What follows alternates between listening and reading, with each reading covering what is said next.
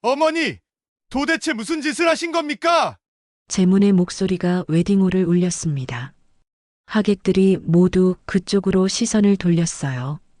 왜 하필 오늘이야? 왜 지금이냐고! 제문은 분노를 참지 못하고 고성을 질렀습니다. 말자는 아들의 환한 모습을 보며 더욱 위축되었어요. 재문아, 나도 그럴 생각은 아니었어. 생각이 없으셨다고요? 준호 결혼식을 망치려고 작정하신 겁니까?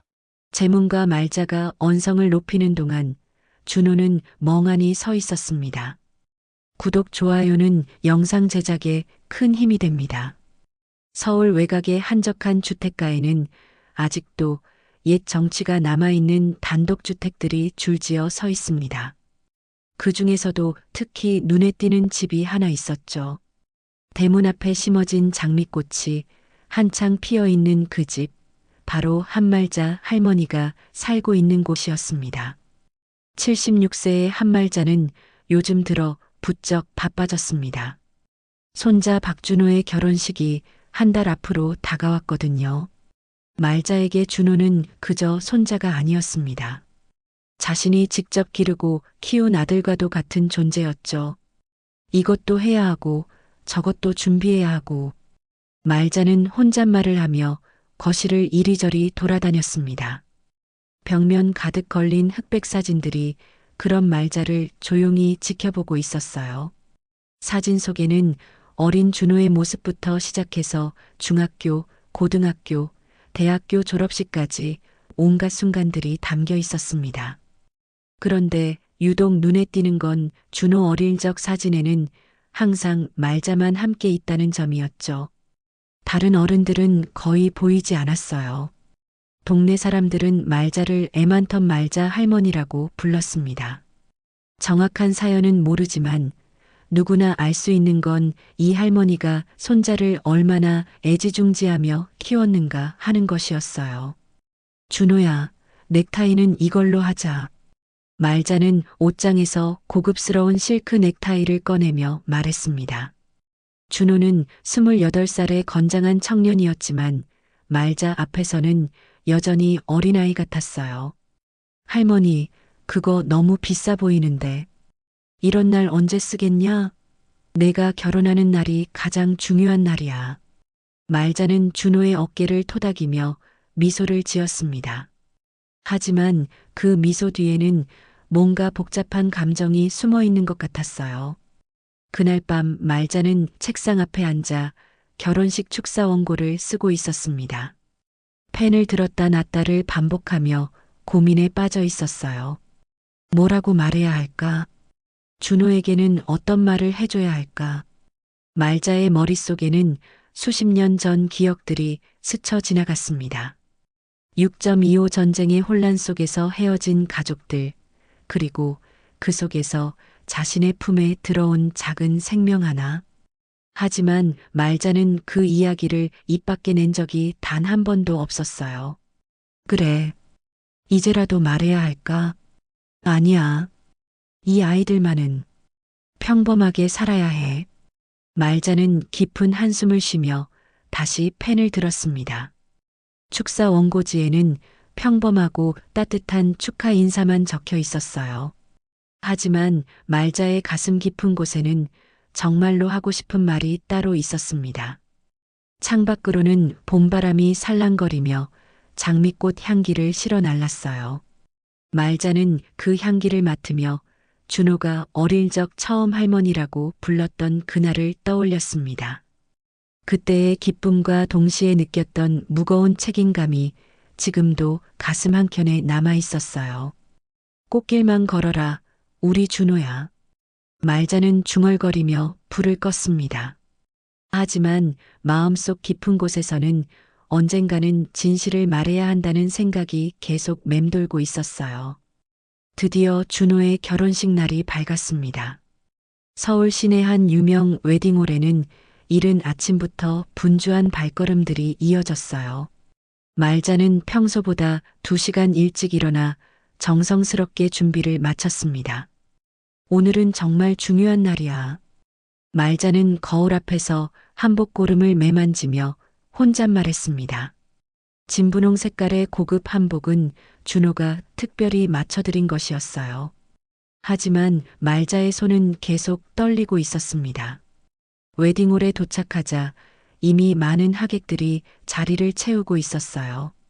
준호는 턱시도를 입고 신부 수진과 함께 입장을 기다리고 있었습니다. 말자는 그런 준호를 보며 가슴이 벅차올랐어요.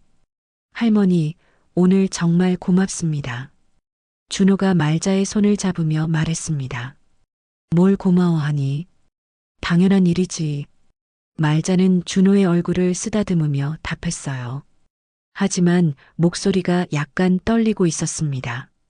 식이 시작되고 신랑 신부가 입장했습니다. 하객들의 박수 소리가 홀 안을 가득 채웠어요. 말자는 앞자리에 앉아 준호의 모습을 물끄러미 바라보았습니다. 28회 동안 키워온 그 아이가 이제 한 사람의 남편이 되는 순간이었어요. 주례사가 끝나고 드디어 가족 대표 축사 순서가 왔습니다. 말자는 준비해온 축사 원고를 손에 들고 단상으로 올라갔어요. 사회자가 마이크를 건네주었습니다. 안녕하십니까? 신랑 준호의 할머니 한말자입니다. 말자는 차분하게 축사를 시작했어요. 하지만 준비해온 원고를 읽다가 갑자기 목이 메었습니다. 준호를 바라보는 순간 지난 28년의 세월이 한순간에 스쳐 지나갔거든요. 우리 준호가 이렇게 훌륭하게 자라서. 말자의 목소리가 떨리기 시작했습니다. 눈가에 눈물이 맺혔어요. 하객들은 할머니의 감동적인 모습에 함께 울컥했습니다. 하지만 말자는 점점 더 감정에 휩싸여 갔어요.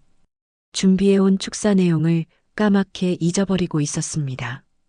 이 아이를 정말 잘 키우고 싶었는데. 말자는 마이크를 든 채로 중얼거렸습니다. 그런데 사회자가 깜빡하고 마이크를 끄지 않았어요. 말자의 혼잣말이 그대로 홀 전체에 울려 퍼지고 있었습니다. 내 아버지는 내가 키운 게 아니야. 내 진짜 엄마는 전쟁통에. 순간 웨딩홀 안이 조용해졌습니다. 하객들은 무슨 말인지 이해하지 못한 채 서로를 바라보았어요. 준호와 수진도 당황한 표정으로 말자를 쳐다보았습니다. 말자는 그제야 자신이 마이크를 통해 말하고 있다는 것을 깨달았어요. 얼굴이 새하얗게 변했습니다. 아닙니다. 제가 너무 감격해서. 말자는 당황하며 마이크를 내려놓으려 했지만 이미 늦었어요. 더 문제가 된 건 하객 중 한 명이 이 순간을 스마트폰으로 찍고 있었다는 점이었습니다. 그 사람은 실시간 방송 앱을 켜놓은 상태였어요. 말자의 충격적인 발언이 온라인상에 그대로 퍼져나가고 있었습니다. 이거 실시간으로 나가고 있잖아. 누군가가 속삭였습니다. 뭔 소리야? 진짜 엄마가 따로 있다고? 하객들 사이에서 웅성거림이 시작되었어요. 준호는 얼굴이 창백해진 채 말자를 바라보았습니다. 수지는 어리둥절한 표정으로 신랑의 얼굴을 살폈어요.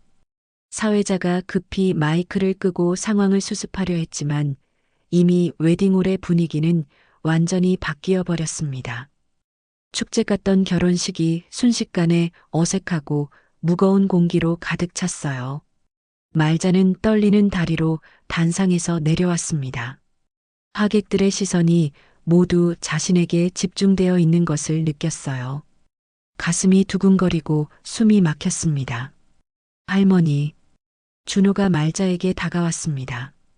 그의 목소리에는 당혹감과 함께 뭔가 간절함이 섞여 있었어요. 말자는 준호의 눈을 똑바로 바라볼 수가 없었습니다. 수십 년간 감춰왔던 비밀이 이런 식으로 터져나올 줄은 꿈에도 몰랐거든요. 웨딩홀 안의 분위기는 완전히 얼어붙었습니다. 방금 전까지 축하와 기쁨으로 가득했던 공간이 순식간에 어색하고 무거운 침묵에 휩싸였어요. 하객들은 서로의 얼굴만 바라보며 무슨 일이 벌어진 건지 이해하려 애쓰고 있었습니다. 준호는 한동안 말자를 바라보다가 천천히 입을 열었습니다. 할머니, 지금 무슨 말씀을 하신 거예요? 준호의 목소리는 떨리고 있었어요. 28년 동안 당연하게 생각해왔던 모든 것들이 한순간에 흔들리는 느낌이었습니다. 말자는 입술을 달싹거렸지만 말이 나오지 않았어요. 어떻게 설명해야 할지, 무엇부터 말해야 할지 도무지 알 수가 없었습니다. 신부 수지는 더욱 당황스러운 표정이었습니다. 결혼식 당일에 이런 폭탄 선언을 듣게 될 줄은 꿈에도 몰랐거든요.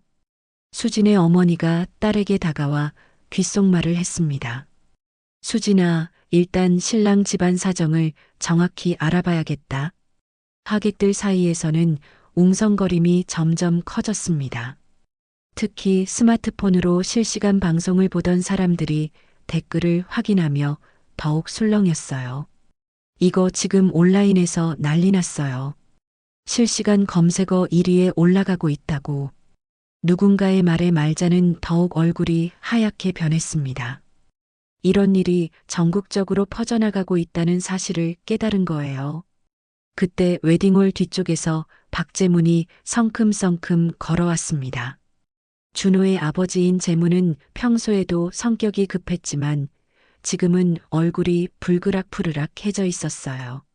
어머니, 도대체 무슨 짓을 하신 겁니까? 재문의 목소리가 웨딩홀을 울렸습니다. 하객들이 모두 그쪽으로 시선을 돌렸어요. 왜 하필 오늘이야? 왜 지금이냐고. 재문은 분노를 참지 못하고 고성을 질렀습니다.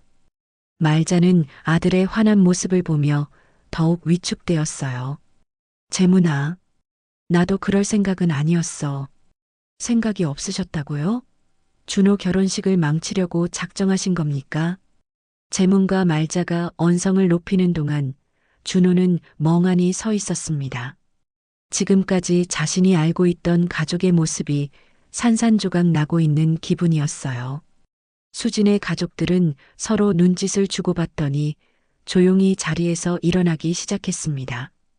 몇몇 하객들도 어색한 분위기를 견디지 못하고 하나둘씩 웨딩홀을 떠나고 있었어요.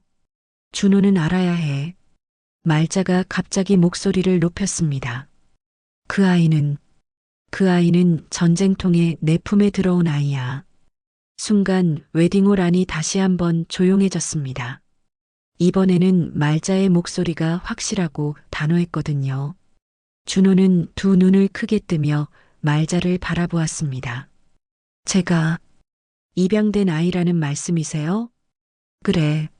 내가 갓난아기였을 때 아무도 돌봐줄 사람이 없어서 말자의 고백에 준호는 한 걸음 뒤로 물러났습니다. 수진도 손으로 입을 막으며 충격을 감추지 못했어요. 재문은 어머니의 말에 더욱 격분했습니다. 어머니, 지금이 그런 얘기할 때입니까? 아이들 결혼식인데 언젠가는 말해야 할 일이었어. 말자도 목소리를 높였습니다. 이 아이가 성인이 되어서도 결혼을 해서도 모르고 살 수는 없잖아. 그때 준호 옆에 서 있던 수진이 조용히 말했습니다. 오빠, 우리 일단 얘기를 해봐요. 지금 여기서는. 하지만 준호는 대답하지 않았어요. 그저 멍하니 말자를 바라볼 뿐이었습니다. 수진의 어머니 고미숙이 앞으로 나왔습니다. 고미숙은 왠지 불안한 표정으로 말자를 바라보고 있었어요. 말자 어머님, 혹시 그때 그 일이... 고미숙의 말에 말자는 깜짝 놀라며 고미숙을 쳐다보았습니다. 두 사람 사이에 무언가 알 수 없는 긴장감이 흘렀어요. 당신이 혹시... 네, 맞습니다. 대학교 때 제 친구가 부탁했던 그 일. 고미숙의 말에 이번에는 재문이 어리둥절한 표정을 지었습니다. 도대체 무슨 얘기를 하는 건지 이해할 수 없었거든요. 결국 준호가 입을 열었습니다. 저는 잠깐 바람 좀 쐬고 올게요. 준호는 수진의 손을 뿌리치고 웨딩홀 밖으로 뛰어나갔습니다. 하얀 턱시도 자락이 바람에 펄럭였어요. 준호야. 말자가 뒤따라 나가려 했지만 재문이 말자의 팔을 붙잡았습니다. 어머니는 여기 계세요. 이미 충분히 일을 벌이셨잖아요. 웨딩홀 안에는 어색한 정적만 남았습니다. 하객들 대부분이 이미 자리를 떴고 남은 사람들도 어떻게 해야 할지 몰라 우왕좌왕하고 있었어요. 수지는 웨딩드레스를 입은 채로 주저앉아 눈물을 흘리기 시작했습니다. 가장 행복해야 할 날이 이렇게 엉망이 되어버린 거예요. 준호가 웨딩홀을 뛰쳐나간 지 2시간이 지났습니다. 말자는 집으로 돌아와 거실 소파에 털썩 주저앉았어요. 평생 감춰왔던 비밀이 이런 식으로 터져나올 줄은 정말 몰랐습니다. 내가 뭔 짓을 한 거야. 말자는 두 손으로 얼굴을 감싸며 중얼거렸습니다. 집안은 조용했어요. 벽에 걸린 준호의 사진들이 말자를 내려다보는 것 같았습니다. 갓난아기 때부터 지금까지의 모든 순간들이 담긴 그 사진들 말이에요. 그때 현관문이 열리는 소리가 들렸습니다. 재문이 돌아온 것이었어요. 재문의 얼굴은 여전히 굳어 있었습니다. 어머니, 수진이네 집에서 결혼 연기하겠다고 연락 왔습니다. 말자는 고개를 푹 숙였습니다. 예상했던 일이었지만 실제로 듣고 보니 가슴이 무너지는 기분이었어요. 준호는 어디 있니? 모르겠습니다. 연락도 안 받고. 재문은 한숨을 쉬며 말자 옆에 앉았습니다. 어머니, 도대체 왜 그러셨어요? 왜 하필 오늘? 말자는 한참 동안 대답하지 않았어요. 어떻게 설명해야 할지 막막했습니다.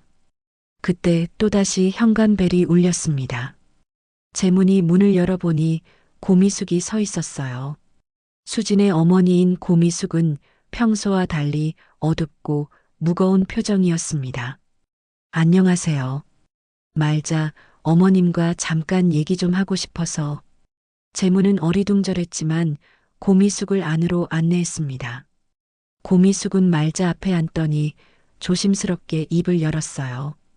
어머님, 혹시 그때 그 아이가 준호인가요? 말자는 고미숙을 빤히 바라보았습니다. 고미숙의 얼굴에서 뭔가 알고 있다는 표정을 읽을 수 있었어요. 당신이 기억하고 있었구나. 네. 대학교 3학년 때였죠. 제 친구 은주가 갑자기 찾아와서 부탁했던 일. 고미숙의 말에 재문은 더욱 혼란스러워했습니다. 도대체 무슨 얘기를 하시는 거예요?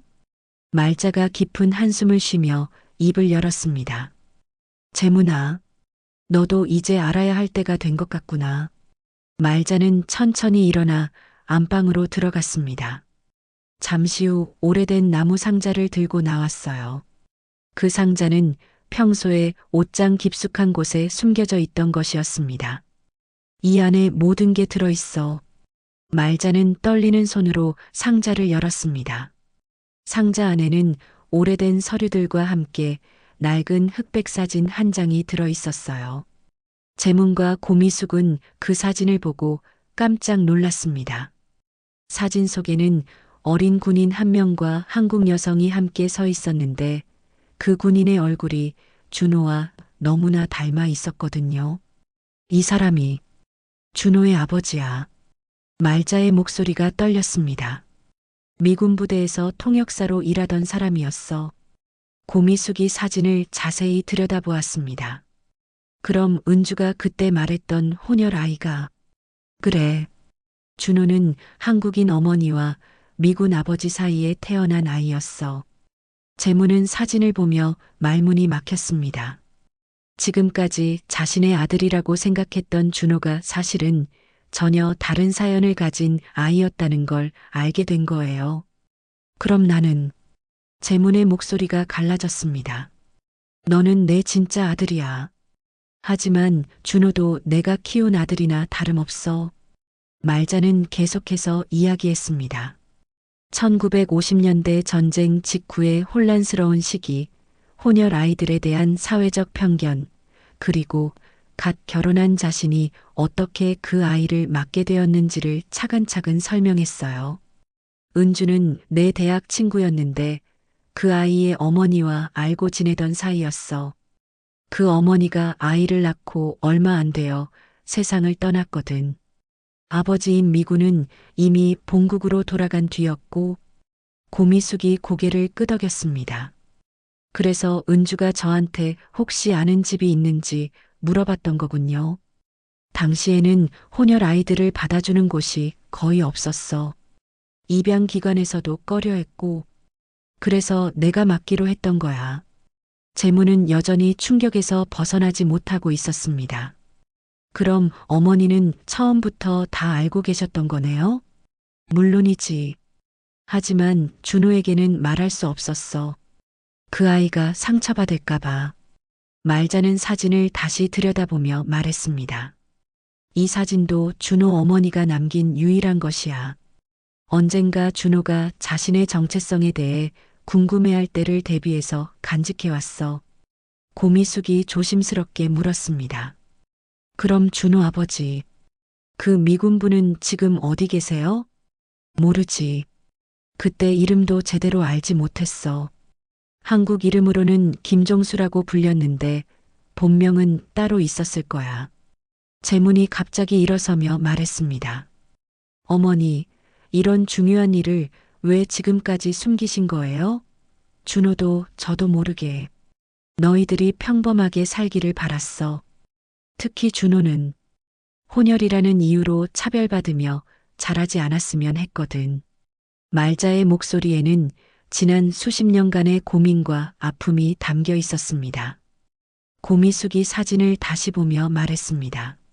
어머님, 이 사진 혹시 준호에게 보여주실 생각이세요? 이제는 보여줘야겠지. 더 이상 숨길 수도 없고. 그때 재문의 휴대폰이 울렸습니다. 준호에게서 온 문자였어요. 아버지, 저 좀 혼자 있고 싶어요. 며칠 후에 연락드릴게요. 재문은 문자를 읽고 한숨을 쉬었습니다. 준호가 얼마나 큰 충격을 받았는지 짐작할 수 있었어요. 말자는 사진을 가슴에 꼭 안으며 말했습니다. 내가 잘못 생각했나? 이렇게 말하는 게 옳았을까? 준호가 연락을 끊고 사흘째 되는 날이었습니다. 말자는 밥도 제대로 먹지 못한 채 집안을 맴돌기만 했어요. 결혼식 실시간 방송 영상은 인터넷에서 계속 화제가 되고 있었고 각종 온라인 커뮤니티에서는 추측성 댓글들이 난무하고 있었습니다. 재무는 회사도 나가지 못하고 집에서 준호의 연락만 기다리고 있었어요. 고미숙도 하루가 멀다 하고 안부를 묻는 전화를 걸어왔습니다. 어머니, 그래도 뭔가 드세요. 이러시면 몸이 버티지 못해요. 재문이 죽을 끓여 가져다 주었지만 말자는 손도 대지 않았어요. 내가 무슨 짓을 한 거야? 그 애가 얼마나 힘들까? 그때 현관벨이 울렸습니다. 재문이 달려나가 문을 열었는데 뜻밖에도 낯선 외국인 남성이 서 있었어요.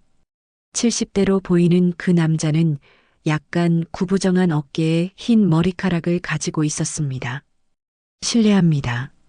한말자 씨가 이 집에 사시나요? 재문은 어리둥절했어요. 네. 그런데 누구시죠? 저는 조나단 스미스라고 합니다. 한국 이름으로는 김종수였고요. 재문은 그 이름을 듣고 깜짝 놀랐습니다. 며칠 전 말자가 말했던 그 이름이었거든요. 어머니 나오세요. 재문의 부르는 소리에 말자가 거실로 나왔습니다. 조나단을 본 순간 말자의 얼굴이 새하얗게 변했어요. 당신이, 정말 당신이 맞나요? 네, 말자 씨. 오랜만입니다. 조나단은 정중하게 인사했습니다. 말자는 한동안 말을 잇지 못하고 그를 바라보기만 했어요. 어떻게 여기를 알고 오셨어요? 인터넷에서 그 영상을 봤습니다. 결혼식에서 하신 말씀을, 그리고 준호라는 이름도 들었고요. 조나단은 가방에서 태블릿을 꺼내 보여주었습니다. 화면에는 웨딩홀에서의 그 순간이 재생되고 있었어요. 혹시나 해서 한국의 지인에게 부탁해서 찾아보니 정말 말자 씨였더군요. 재무는 상황을 이해하지 못한 채 두 사람을 번갈아 바라보았습니다. 들어오세요. 밖에서 이런 얘기하기 그러니까. 말자는 떨리는 목소리로 조나단을 안으로 안내했습니다. 거실에 앉은 조나단은 주변을 둘러보며 벽에 걸린 사진들을 유심히 살펴보았어요. 저 아이가 준호인가요? 조나단이 가장 최근 사진을 가리키며 물었습니다. 말자는 고개를 끄덕였어요. 그래요. 당신의 아들입니다. 순간 조나단의 눈에 눈물이 맺혔습니다. 70이 넘은 나이에 자신에게 아들이 있다는 걸 알게 된 거예요. 미안합니다. 정말 미안합니다, 말자 씨. 조나단은 고개를 깊숙이 숙였습니다.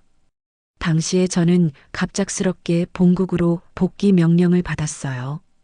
연아 씨에게 제대로 작별 인사도 못하고 떠났습니다. 연아 씨가 준호 어머니 이름이었군요. 네, 박연아 씨였어요. 참 착하고 예쁜 사람이었는데 조나단의 목소리가 떨렸습니다. 아이를 낳았다는 소식도 한국에 돌아와서야 들었어요. 하지만 그때는 이미 연아 씨가 세상을 떠난 뒤였죠. 말자가 조나단의 말을 이어받았습니다. 조나단은 고개를 끄덕이며 계속 말했어요. 그 후로 줄곧 아이가 어떻게 되었는지 궁금했어요. 하지만 당시 상황으로는 찾을 방법이 없었습니다. 재문이 조심스럽게 입을 열었습니다. 그럼 정말로 준호의 생물학적 아버지라는 말씀이신가요? DNA 검사를 해보면 확실해질 거예요. 하지만 저는 확신합니다. 준호의 얼굴이 제가 젊었을 때와 너무 닮았거든요. 조나단은 지갑에서 오래된 사진을 꺼냈습니다. 젊은 시절에 그와 연아가 함께 찍은 사진이었어요. 말자가 가지고 있던 사진과 같은 것이었습니다. 이 사진, 연아 씨가 두 장을 인화해서 하나는 저에게 주었어요. 말자는 안방에서 자신이 간직해왔던 사진을 가져왔습니다. 두 사진을 나란히 놓으니 똑같은 순간을 담은 것이 분명했어요. 연아 씨가 준호를 위해 남겨둔 거였군요. 조나단이 사진을 보며 눈물을 흘렸습니다. 말자 씨, 정말 고맙습니다. 제가 할 수 없었던 일을 대신해 주셨군요. 고마워할 일이 아니에요. 저도 그 아이 덕분에 행복했거든요. 그때 재문이 불안한 표정으로 물었습니다. 그런데 준호는 지금 어디 있는지 아무도 모르거든요. 충격을 받고 연락을 끊은 상태예요. 조나단의 얼굴이 어두워졌습니다. 제가 너무 갑작스럽게 나타났나요? 아이가 더 혼란스러워 하겠군요. 아니에요. 어차피 알아야 할 일이었어요. 말자가 조나단을 위로했습니다. 하지만 준호가 이 모든 걸 받아들이기까지는 시간이 필요할 것 같아요. 조나단은 고개를 끄덕이며 말했습니다. 저는 기다릴 수 있어요. 70년을 기다렸는데 조금 더 기다리는 건 아무것도 아니죠. 그때 재문의 휴대폰이 울렸습니다. 수진에게서 온 전화였어요. 여보세요, 수진아. 아저씨, 준호 오빠가 저희 집 앞에 와 있어요. 그런데 상태가 영 좋지 않아 보여요. 재문은 급히 일어났습니다. 우리 당장 가봐야겠어요. 조나단도 함께 일어서며 말했습니다. 저도 같이 가도 될까요? 멀리서라도 아들을 보고 싶어요. 말자는 조나단을 바라보며 말했습니다. 아직은 시기상조일 것 같아요. 준호가 너무 많은 충격을 한꺼번에 받으면. 알겠습니다. 제가 너무 성급했네요. 조나단은 아쉬워하면서도 이해한다는 표정을 지었습니다. 그럼 연락처라도 남겨주세요. 준호가 마음을 정리하면 연락드릴게요. 말자가 조나단의 손을 잡으며 말했습니다. 준호, 내 피가 흐르고 있을 줄은 몰랐어. 이제라도 용서해 주겠니? 조나단은 혼잣말처럼 중얼거리며 집을 나섰습니다. 그의 뒷모습에는 70년 만에 찾은 아들에 대한 그리움과 죄책감이 담겨 있었어요. 수진의 집 앞에 도착했을 때 준호는 대문 앞 벤치에 앉아 멍하니 하늘을 바라보고 있었습니다. 사흘 동안 제대로 씻지도 못한 듯 수염이 자라 있었고 옷도 구겨져 있었어요. 재무는 그런 아들의 모습을 보며 가슴이 아팠습니다. 준호야. 재문이 조심스럽게 다가가자 준호는 고개를 돌렸습니다. 눈이 퀭하니 들어가 있었어요. 아버지.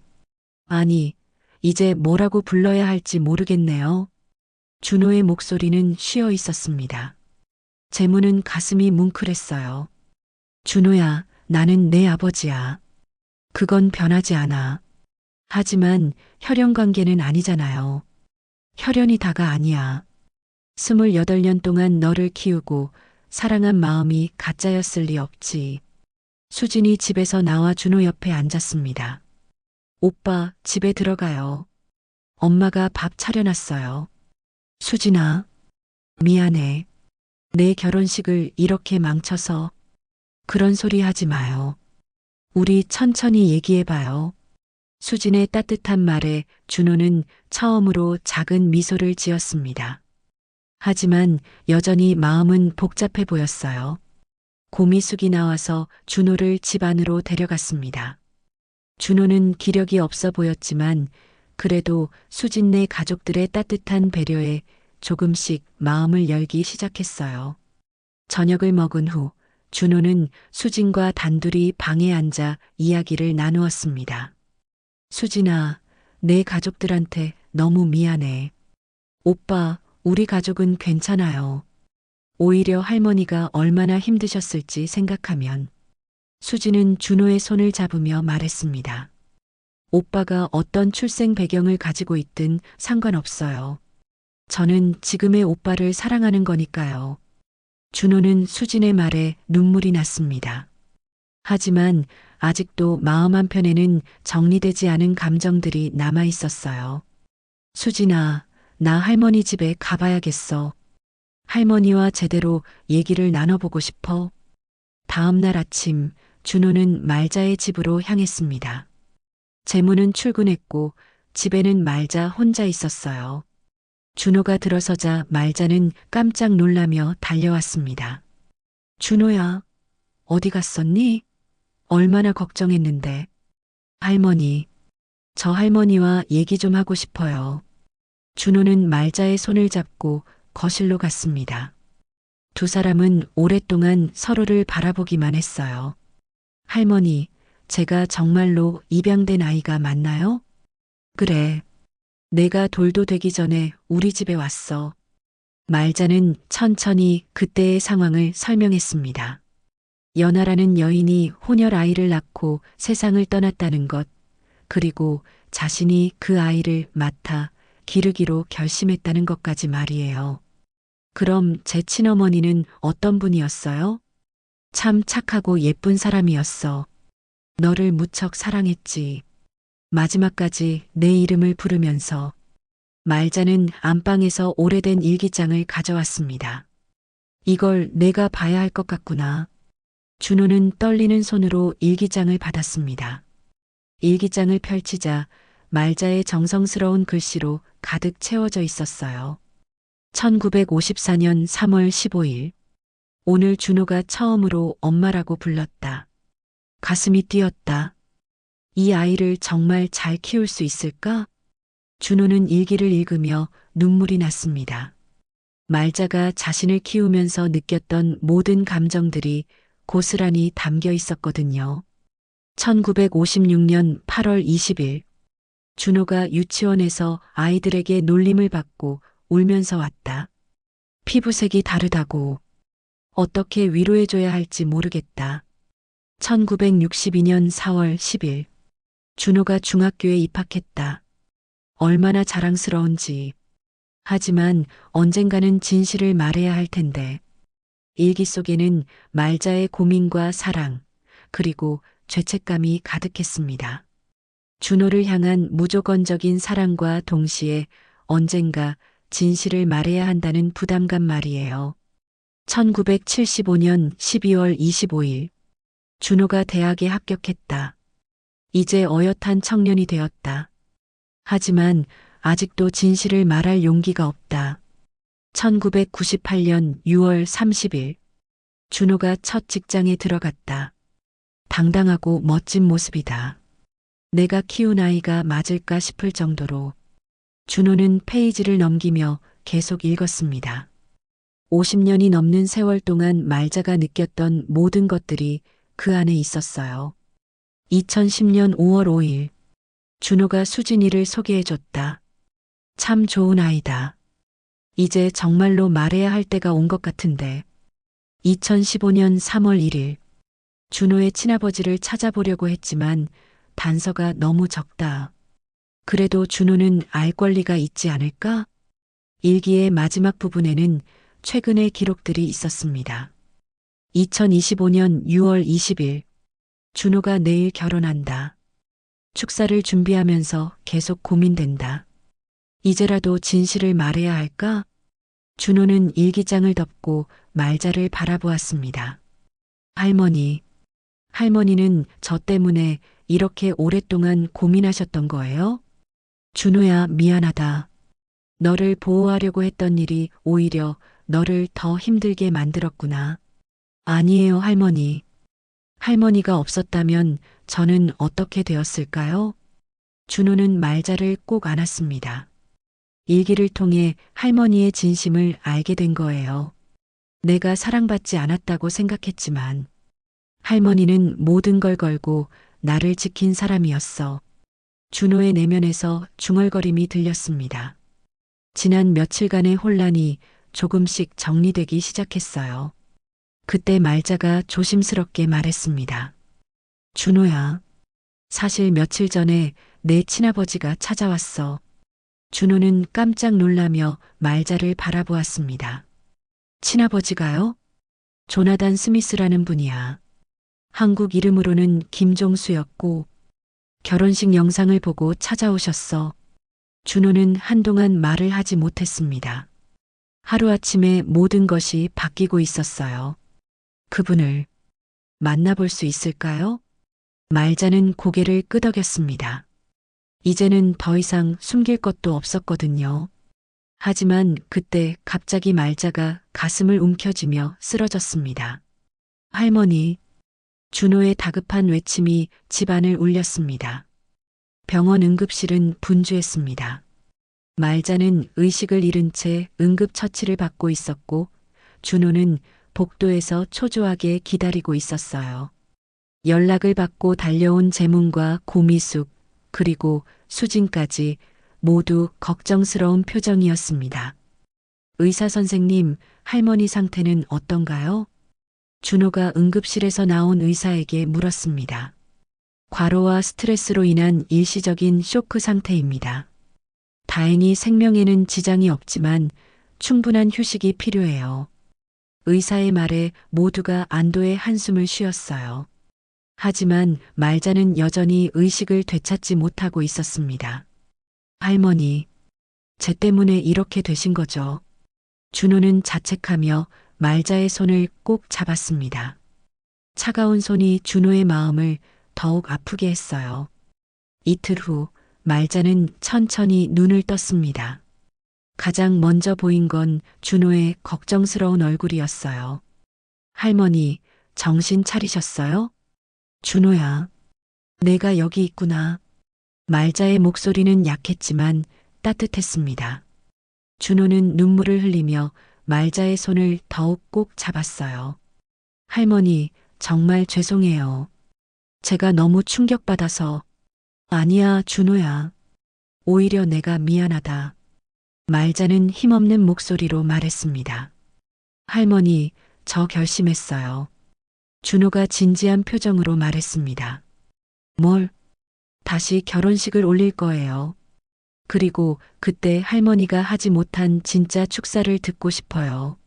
말자는 놀란 표정으로 준호를 바라보았습니다. 하지만 수진이네 가족들이 다 얘기했어요. 수진이 부모님도 모두 이해해 주셨어요. 그때 수진이 병실로 들어왔습니다. 손에는 새로운 청첩장 샘플을 들고 있었어요. 할머니, 안녕하세요. 몸은 좀 어떠세요? 수진아, 너희한테 너무 미안하구나. 할머니, 그런 말씀 마세요. 오빠의 진짜 이야기를 들을 수 있어서 오히려 좋아요.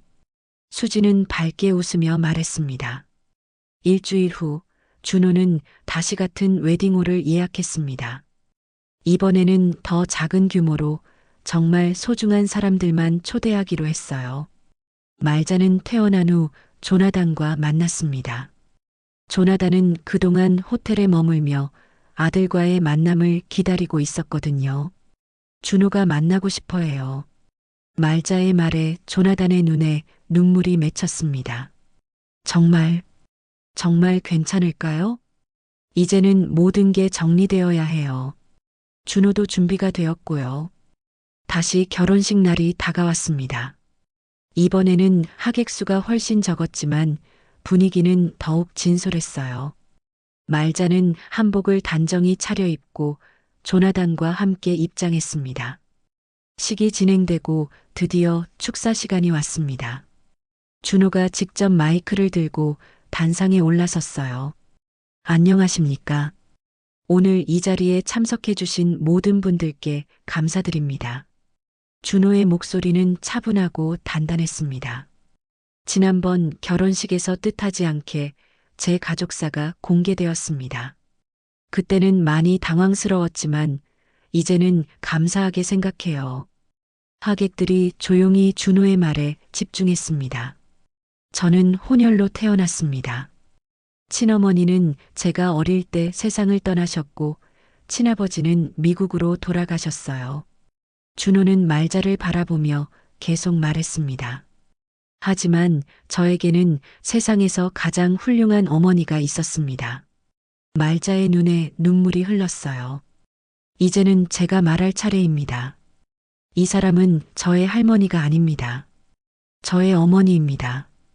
웨딩홀이 조용해졌습니다. 하지만 이번에는 따뜻하고 감동적인 정적이었어요. 어머니께서는 70년 동안 혈연이 아닌 아이를 친자식보다 더 사랑해 주셨습니다. 그 사랑 덕분에 제가 여기까지 올 수 있었어요. 준호는 말자의 일기장을 꺼내 들었습니다.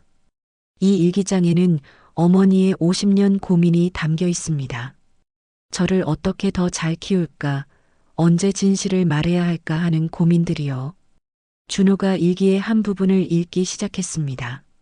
준호가 혹시 자신의 출생에 대해 알게 되면 상처받지 않을까 걱정된다. 하지만 이 아이에게는 진실을 알 권리가 있다. 하객들은 숙연한 표정으로 들었습니다. 어머니는 저를 위해 평생을 고민하며 사셨어요. 그런 어머니께 이제 제가 말씀드리고 싶습니다.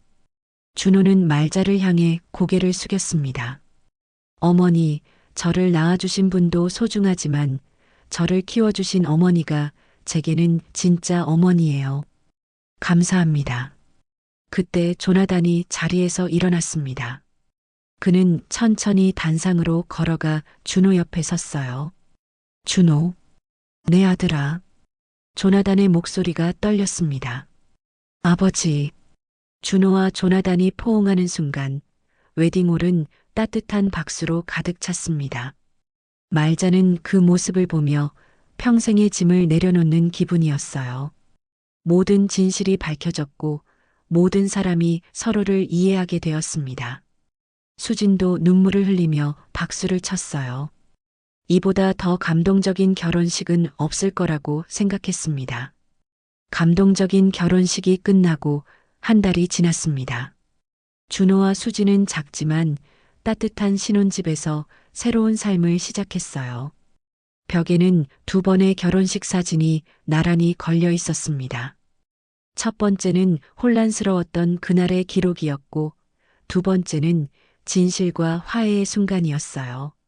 말자는 건강을 회복한 후 이전보다 훨씬 밝아진 모습이었습니다.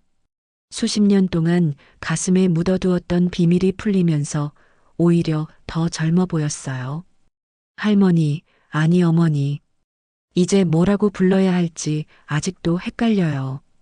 준호가 말자의 집을 방문할 때마다 하는 말이었습니다. 편한 대로 불러라. 할머니든 어머니든 다 같은 마음이야. 말자는 웃으며 준호의 머리를 쓰다듬었습니다. 조나단은 한국에 머물면서 준호와의 관계를 천천히 쌓아가고 있었어요. 매주 한 번씩 만나 함께 식사를 하고 서로의 지난 이야기를 나누었습니다. 준호야, 내가 어떻게 자랐는지 정말 궁금했어. 말자 씨 덕분에 이렇게 훌륭한 사람이 되었구나. 아버지도 그동안 혼자 힘드셨죠.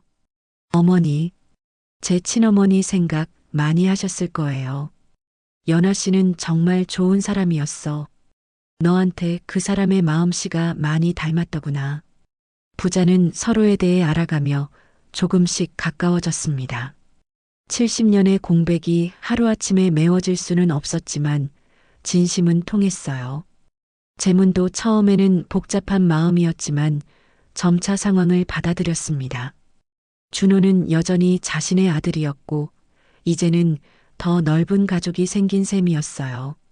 사실 조금 서운하기도 했어요. 어머니가 저보다 준호를 더 사랑하시는 것 같아서. 재문이 솔직하게 말하자 말자는 미안한 표정을 지었습니다. 재문아, 미안하다. 준호가 더 보살핌이 필요한 아이라고 생각했거든. 이제는 이해해요. 어머니의 마음을. 수진의 가족들도 이 모든 상황을 따뜻하게 받아들였습니다. 특히 고미숙은 오래전 친구의 부탁을 기억하고 있었기에 더욱 감동적으로 느꼈어요. 이 모든 게 인연이었나 봐요. 제 친구 은주가 하늘에서 이끌어준 것 같아요. 그해 가을, 준호와 수진에게 기쁜 소식이 있었습니다. 수진이 임신한 것이었어요.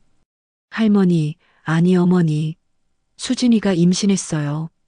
준호가 말자에게 달려와 소식을 전했을 때 말자는 눈물을 흘리며 기뻐했습니다. 정말이니? 우리 준호가 아빠가 되는구나. 네, 어머니가 증조할머니가 되시는 거예요. 말자는 가슴이 벅차올랐습니다. 자신이 키운 아이가 이제 아버지가 되고 새로운 생명이 이 가족에 찾아온다는 사실이 꿈만 같았어요. 조나단도 손자가 생긴다는 소식에 매우 기뻐했습니다.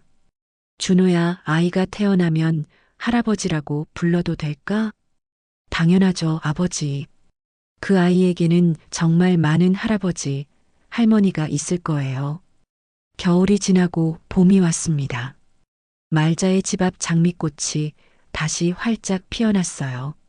작년 이맘때와는 모든 것이 달랐습니다. 드디어 아기가 태어났습니다. 건강한 사내아이였어요. 준호와 수진은 아이의 이름을 준민이라고 지었습니다. 준호의 준자와 인민의 민자를 써서 모든 사람에게 사랑받는 아이가 되기를 바라는 마음이었어요. 병원에서 갓 태어난 아기를 안아본 말자는 감격에 겨워 눈물을 흘렸습니다. 이 아이는 정말 우리 가족의 선물이구나. 조나단도 처음으로 손자를 안아보며 말했습니다. 안녕, 준민아. 할아버지야. 늦게 찾아와서 미안하구나. 재문과 고미숙도 손자를 보며 기뻐했어요. 모든 가족이 이 작은 생명을 중심으로 하나가 되었습니다. 준민이 돌이 되던 날 모든 가족이 모여 잔치를 열었습니다. 말자, 재문, 조나단, 고미숙, 그리고 준호와 수진까지 모두가 한자리에 앉았어요. 이제 우리는 정말 한 가족이에요. 수진이 모든 사람을 바라보며 말했습니다. 그래, 혈연이든 아니든 서로 사랑하면 가족이지. 말자가 준민이를 품에 안으며 말했습니다. 진실이 늦게 오면 어때? 결국은 도착하잖니. 말자의 말에 모든 사람이 고개를 끄덕였어요. 조나단이 준호에게 말했습니다. 준호야, 나는 내가 자랑스럽다. 말자씨 같은 훌륭한 어머니를 만나서 이렇게 멋지게 자랐구나. 아버지, 이제 우리 시간이 많이 남았어요. 천천히 추억 만들어가요. 그날 밤 말자는 일기장에 마지막 글을 썼습니다. 2026년 4월 20일. 준민이가 돌이 되었다. 이 아이는 한국인 할머니, 미국인 할아버지, 그리고 수많은 사랑을 받으며 자랄 것이다. 더 이상 숨길 것도 부끄러워할 것도 없다. 사랑은 진실 위에서 더욱 아름답게 피어나는 법이니까. 말자는 펜을 놓고 창밖을 바라보았습니다.